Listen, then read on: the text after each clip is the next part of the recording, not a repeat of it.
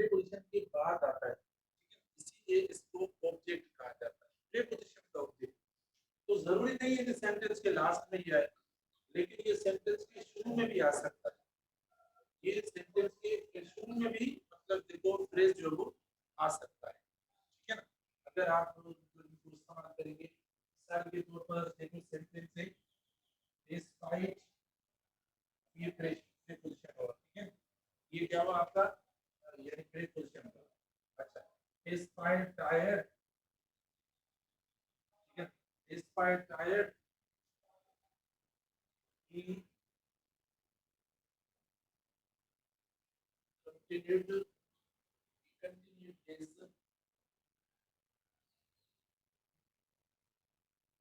studies। देखो बेटा despite tired या डिस्पाइट इज, ठीक है, he continued his studies। तो अब देखो मैंने एक पहली बात की है कि प्रीपोजिशन इस्तेमाल होता है नाउन और प्रोनाउन के साथ। अब यहाँ पर जो मैंने ये वर्ड लिखा है ये टायर्ड, ये नाउन प्रोनाउन नहीं है, देखो ना, ये आपका नाउन या प्रोनाउन नहीं है। डिस्पाइट टायर्ड ये नाउन और प्रोनाउन नहीं है, ये देखो आपका गलत हो गया, ठीक है ना। ये अब सेंटेंस गलत है, ये मिस्टेक है। अगर हम मिस्टेक देखें तो आप देखें यहाँ पर जो इधर होगी, हम पहले इसको ए कर देते हैं, इसको बी कर देते हैं, इसको सी कर देते हैं, इसको डी कर देते हैं। तो जो ए ऑप्शन है ये हमारा गलत है। आप बोलेंगे सर डिस्पाइट तो सही है, क्योंकि डिस्पाइट जो हमने प्रीपोजिशन पढ़ा है, डिस्पाइट जो हमने प्रीपोजिशन पढ़ा है वो तो डिस्पाइट ही इस्तेमाल होता है। डिस्पाइट वो गलत हो जाता है, बिल्कुल गलत सही बात है आपकी, डिस्पाइट वो गलत हो जाता है। लेकिन आप देखें मतलब अभी मैंने लिखा है ना नाउन या प्रोनाउन, तो नाउन नहीं है इसके साथ। ये जो आपका टायर्ड है, ये टायर्ड क्या है, ये तो ये ऐसी मिस्टेक्स भी आ सकती है। तो मीनिंग्स पढ़ रहे हैं, हम तो यूजेस पढ़ रहे हैं प्रीपोजिशन के, लेकिन कभी देखो पार्ट ऑफ स्पीच हटा कर भी दे देते हैं, यानी प्रीपोजिशन के साथ पार्ट ऑफ स्पीच हटा के भी देते हैं। डिस्पाइट टायर्ड दे दी,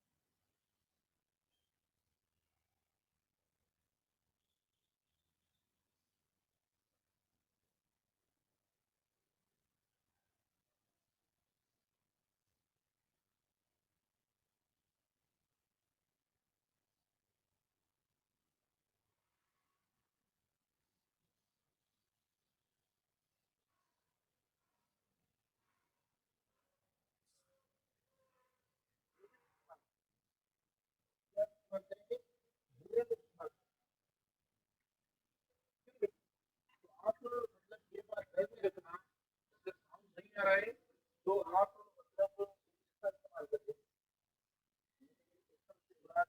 ये बना मेरे जो है जिसको प्रेजेंट पार्टिसिपल वाला नहीं, वो जो होता है वो तीन फॉर्म होता है प्रेजेंट पार्टिसिपल का, इससे दे रहे थे आप वो लगा लो, तो उससे क्या होगा, देखो सेंटेंस आपका करे कोई नहीं, ठीक है, सेंटेंस करे कोई नहीं, नेक्स्ट टाइम ये आएगा सर अभी हो गया, लेकिन ऊपर वाला गलत है, क्योंकि ये तो इसके साथ सवाल नहीं होगा, इसके साथ हम सवाल नहीं करेंगे, क्योंकि अगर आपने एक के साथ सवाल किया तो वो आपका गलत हो जाएगा,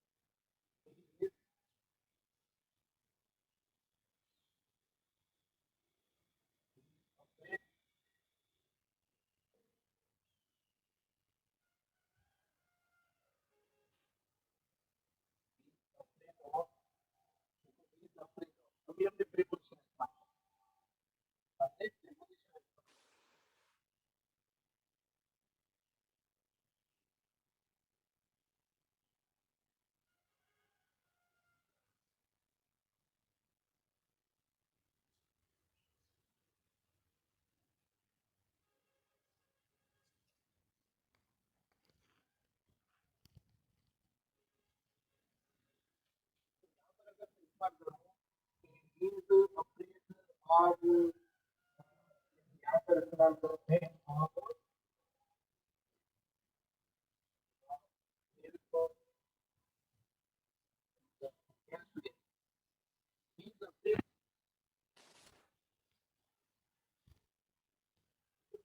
आपको लग रहा होगा तो यहाँ पर जो यानी मिरर होगा, ठीक है बेटा, यानी is afraid of help place आपको लिखते हुए कि ये सेंटेंस मिरर हो गई। अब ये एरर कौन सी एरर होती है बता, देखो एरर जो सेंटेंस होती है वो एरर ये होती है कि हमने यानी प्रीपोजिशन के साथ जो वो हमारा प्रीपोजिशन है इसके साथ हमने देखो यानी नाउन में इस्तेमाल करते हैं, ये जो फर्स्ट और फॉरमोस्ट रिक्वायरमेंट प्रीपोजिशन, फर्स्ट और फॉरमोस्ट रिक्वायरमेंट है, ठीक है। तो आपने हेल्पलेस इस्तेमाल करना है। अब हेल्पलेस क्या है, इज अफ्रेड ऑफ, हेल्पलेस करो नाउन का है। एक ऑप्शन है आपके पास कौन सा है, हेल्पलेस डेथ, देखो आप ले सकते हो, इज अफ्रेड ऑफ हेल्पलेस,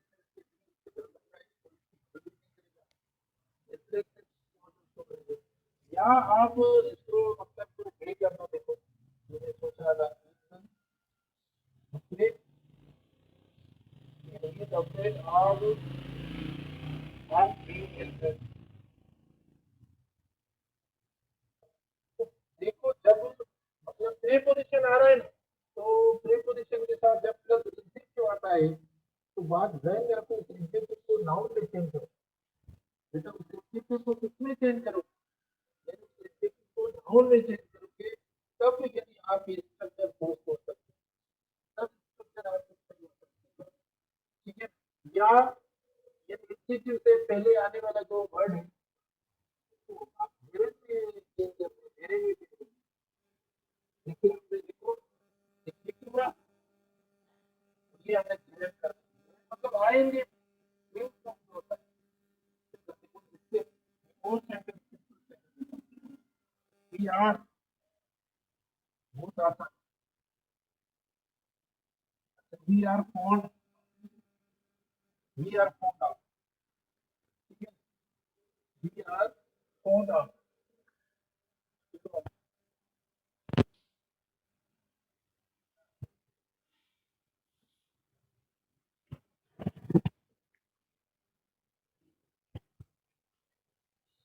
अच्छा बेटा देखो आप, ठीक है सेकंड में चले, देखो सेकंड में बेटा बिहाइंड के कुछ सेंस, बिहाइंड के कुछ सेंसेस हैं कि हम उनको किस तरीके से इस्तेमाल करें। यानी सबसे पहला देखो बिहाइंड का जो है वो ये कि सीक्वेंस के लिए इस्तेमाल होता है, कोई सीक्वेंस हो ना, कोई तरतीब हो ना, तो सीक्वेंस या तरतीब के लिए हम इस्तेमाल करते हैं। अब देखो जैसे लिखा हुआ है बिहाइंड भी प्रीपोजिशन है, there is a garden behind the house, और आप इधर भी नोट करते चले कि जो जो प्रीपोजिशन इस्तेमाल हो रहा है देखो उसके बाद आप नाउन या प्रोनाउन इस्तेमाल कर रहे हैं। अब देखो बिहाइंड है तो आप बिहाइंड के साथ देखो ये नाउन है, हर जगह आप नोट करें भले या प्रोनाउन होगा। अच्छा there is a garden behind the house, there is a garden behind the house, behind क्या हुआ, प्रीपोजिशन, बिहाइंड क्या हुआ, preposition, there is a garden behind the house. अच्छा अब क्या बता रहा है, सीक्वेंस बता रहा है, तो आप बोलेंगे सर सीक्वेंस कैसे, तो मतलब देखो garden behind the house, garden okay behind the house मतलब गार्डन आया और उसके से पहले क्या हुआ, हाउस आया, लेकिन गार्डन पहले और फिर हाउस है, इस तरीके से एक तरतीब बन गई, सीक्वेंस बन गई, दो तो हो गए, एक गार्डन आया, गार्डन है बिहाइंड द हाउस, हाउस से मतलब पीछे, हाउस से पहले, तो देखो इस तरीके से सीक्वेंस या ऑर्डर है। अच्छा मतलब वो भी मीनिंग फिर भी वही निकाल सकते हो, पीछे वाली मीनिंग भले निकालें आफ्टर वाली। अच्छा the car behind us was flashing its light, the car behind us, the car behind us जो आप मतलब सीक्वेंस में ना कि पहले आप आ रहे हैं और आपके पीछे कौन, तरतीब में देखो वो कार आ रही है, गाड़ी आ रही है, तो car behind us flashing its light, तो आफ्टर का भी मतलब निकाल लो भले, सीक्वेंस का सेंस आपको समझ में नहीं आ रहा लेकिन आसान है कि कार बिहाइंड अस, पहले क्या कार, उसके बाद आप मतलब आप पहले आ रहे हैं और आपके पीछे जो है वो कार आ रही है, ठीक है। तब देखो वो लाइटें दे रही है आपको कि भाई प्लीज थोड़े दूर हो जाओ, ठीक है। रास्ते पे तो नहीं आ रहे हो आप, हट जाओ रास्ते से। उसके बाद टाइम के साथ भी इस्तेमाल होता है, सीक्वेंस फिर टाइम के साथ। Our college days will soon far behind us, ठीक है। Our college days will soon far behind us, मतलब बिल्कुल अब दूर चले जाएंगे, खत्म हो जाएंगे। Our college days will soon far behind, पीछे चले जाएंगे। टाइम है देखो, ठीक है बेटा। Our college days will soon far behind us. तो अब ये आप खुद देखें कि टाइम का सेंस है, टाइम वाले सेंस में देखो हम इस्तेमाल करेंगे। Our college days will soon far behind, बहुत मतलब पीछे चले जाएं। मतलब देखो अभी भी आपके कॉलेज डेज तो काफी पीछे, आप मतलब याद करेंगे कि मतलब बहुत दिन हो गए कि हम कॉलेज नहीं गए, अब क्या जाएंगे कॉलेज, बस अब याद आ रहा है ना। देखो कॉलेज, पहले तो आपको कुछ कॉलेज का एहसास ही नहीं था, तो अब आपको याद आ रहा होगा। अच्छा, उसके बाद बिहाइंड हिडन का सेंस भी देता है, हिडन का। बेटा हिडन मतलब हाइड है ना, उस हाइड या हिडन वाला सेंस कॉलेज ये सॉरी बिहाइंड देता है। जैसे I knew that behind her smile was sadness, ठीक है। I knew that behind her smile was sadness, तो उसकी स्माइल के पीछे, स्माइल मतलब सैडनेस जो है ना वो छुपी हुई, ठीक है। मतलब हर सैडनेस वाज हिडन, तो आप देखो हिडन वाली मीनिंग, मतलब यानी उदासी के पीछे जो है वो इसकी जो मुस्कुराहट है वो उदासी के पीछे, तो उदासी है इसीलिए। तो हिडन वाला सेंस भी है, मीनिंग लिखी हुई है, आपको प्लीज इनको देखते चलिए।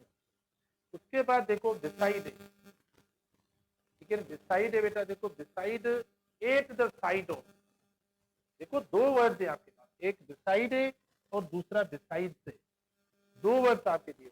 तो बिसाइड कैसे हम इस्तेमाल करते हैं, यानी eight the side of, at the side of मतलब करीब, क्लोज, या मतलब नेक्स्ट टू, क्लोज होता है करीब हम बोले, या next to. He came and sat beside me, he came and sat beside, ठीक है। तो देखो मतलब ये जो आपको at the side of me, इसका मतलब हुआ at the side of, at the side of me तो हम इस्तेमाल कर सकते हैं ना, मी इस्तेमाल कर सकते हैं एट द साइड ऑफ मी, क्योंकि ऑफ के बाद क्या प्रोनाउन इस्तेमाल करेंगे, तो आपने ये प्रोनाउन दे दिया। He came and sat beside me मतलब at the side of me, ये हो गया, इससे मतलब करीब। अच्छा, फिर देखो बिसाइड्स, सिर्फ एस का फर्क है बेटा, देखो सिर्फ एस का फर्क है और उसका मतलब ही चेंज हो जाता है। इन एडिशन टू मतलब एक्सेप्ट या विदाउट, बिसाइड्स जो होता है इन एडिशन टू, यानी देखो सेंस ही चेंज हो जाता है। तो यहाँ पर besides English I know physics and chemistry, तो बिसाइड्स मतलब एक्स्ट्रा, यानी एस एक्स्ट्रा आ गया ना, ये एस एक्स्ट्रा आ गया बेटा। जब ये एस एक्स्ट्रा आ गया तो इसका मतलब भी एक्स्ट्रा हो गया, इसका मतलब क्या हो गया, एक्स्ट्रा हो गया।